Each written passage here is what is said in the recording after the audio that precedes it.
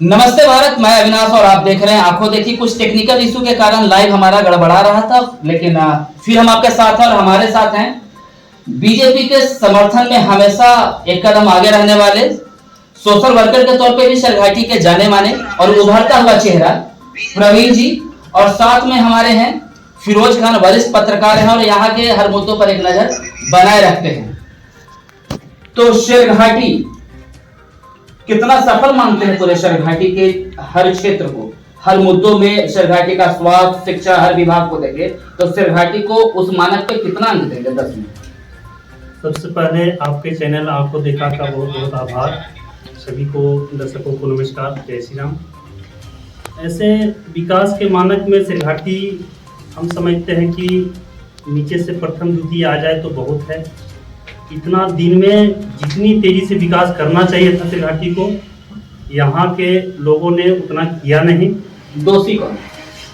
देखिए, दो प्रकार के दोष होते हैं। एक तो सामाजिक कार्यकर्ता जिनके ऊपर ऐसे विकास करने का दायित्व उनके कंधे पर रहता है, वो दोषी होते हैं। दूसरा, और नगर पंचायत के में बैठे सरकारी पदाधिकारी भी इसमें दोषी होते हैं।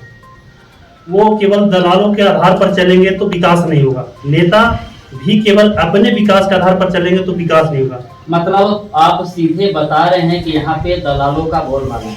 जी बिल्कुल, इसमें कहने में हमको कोई संकोच नहीं हुआ कि शेरघाटी की नगर पंचायत हो या और कहीं पर भी दलालों का बहुत बड़ा बोलबाला है, पकड़ है। सामाजिक कार्यकर्ता केवल अपने विकास में लगे हैं। यही कारण है कि शेरघाटी में जितनी विकास होनी चाहिए। तो सामाजिक कार्यकर्ता में आप अपने आप को शामिल करते हैं?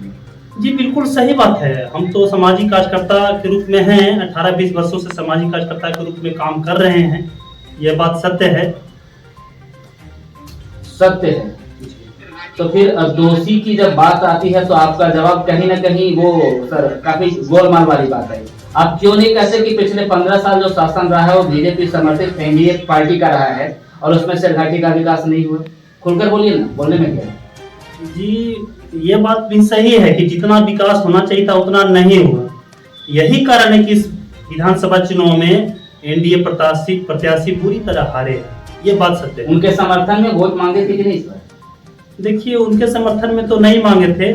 हमारा जो वोट है वह बीजेपी के नाम पर हमेशा जाता रहा है, विकास के नाम पर, राष्ट्रवाद के नाम पर हमेशा जाता रहा है, बस। तो जब आप वोट का बंटवारा करेंगे जाति धर्म के नाम पे तो विकास वहां से कोसों दूर चली जाती है। चलिए, शेरघाटी का एक बहुत ही गौरवशाली इतिहास रहा है। शेर शाह की कर्मभूमि के रूप में भी जगह को जाना गया है।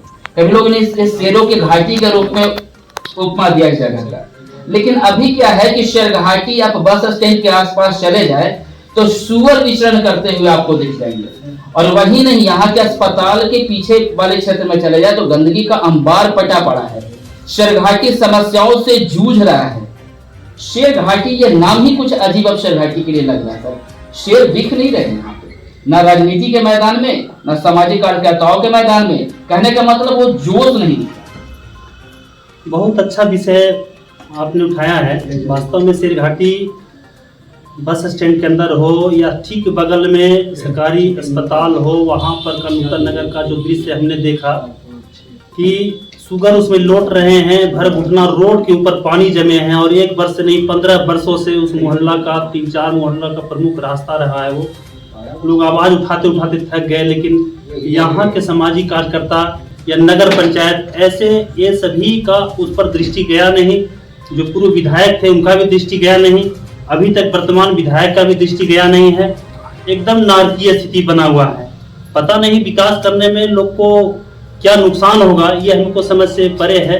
परंतु जो विकास होना चाहिए था बस स्टैंड का, एकदम विकास नहीं हुआ है। आप वहां जाएंगे अगर किसी गाड़ी से तो कलेजे पर पत्थर रख कर गाड़ी के साथ बस स्टैंड के अंदर जाएंगे। इतना बुरा हाल है, इतना बुरा हाल है।